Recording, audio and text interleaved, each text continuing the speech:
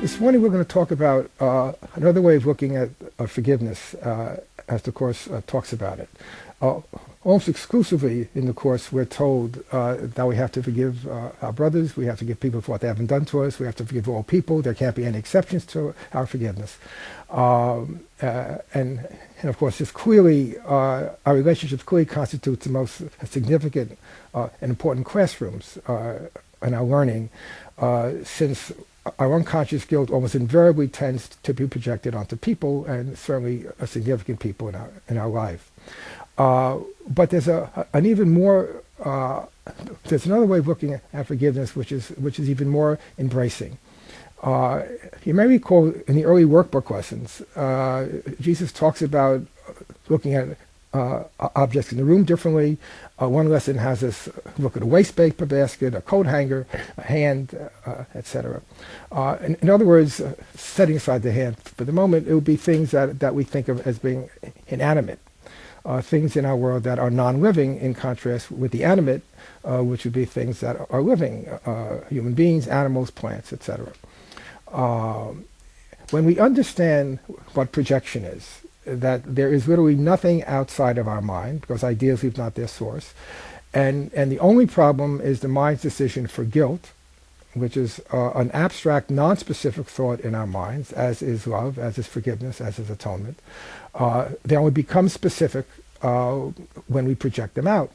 That if that is the problem, then it makes no difference onto what object the guilt is put on. Whether we're talking about a person, whether we're talking about a pet, whether we're talking about a toaster, an automobile, or computer, whether we're talking about some food, it makes no difference what the object of our projection is, since the problem is never what is outside, the problem is always what is inside. That is why there's that line most Course students know very well: seek not to change the world, choose rather to change your mind about the world. Right? At the beginning of chapter 21. The problem is never what is outside of us, because once again, ideas leave not their source. There's one passage in the workbook where Jesus refers to this as one of the most central concepts in the Course. Without understanding that ideas leave not their source, there is no way of understanding anything in this Course, because the gist of that is that there again, the problem is never outside, the problem is the mind's decision for the ego. That is the problem. That's why lessons 79 and 80 say there's only one problem, that's the belief in separation, there's only one solution, and that's the atonement. So again, it doesn't matter what we project onto, so that it's just as important for our atonement path and our progress on the atonement path that as we go through our day, we not only monitor our minds for unkind, unloving, judgmental thoughts towards other people, but also towards the objects in our life. So if our car doesn't start in the morning and we get angry at the car, that's an unforgiveness that's just as detrimental to our spiritual growth as being angry at the one who left the lights on so the car didn't start. If our computer jams and locks up and we start to get impatient with the computer, we are saying the reason I am not at peace is because my computer has locked up again.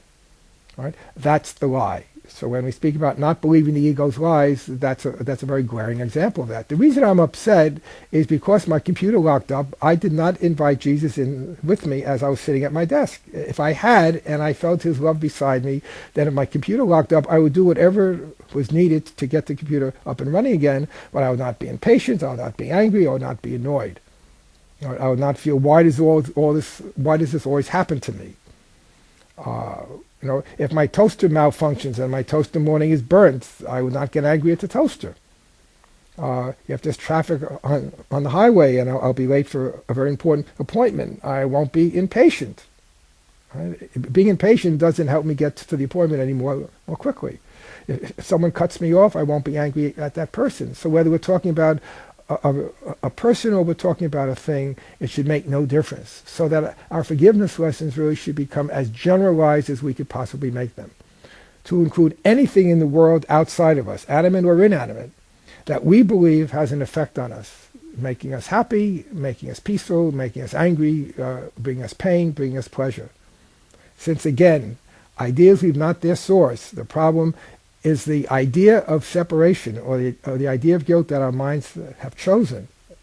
That is the problem, not what gets projected, or not what it gets projected onto. So This would help us really broaden our understanding not only of the Course's metaphysical principles, but certainly broaden our understanding of how they ought to be applied in our daily life. And this would really speed us along our atonement path and bring us home.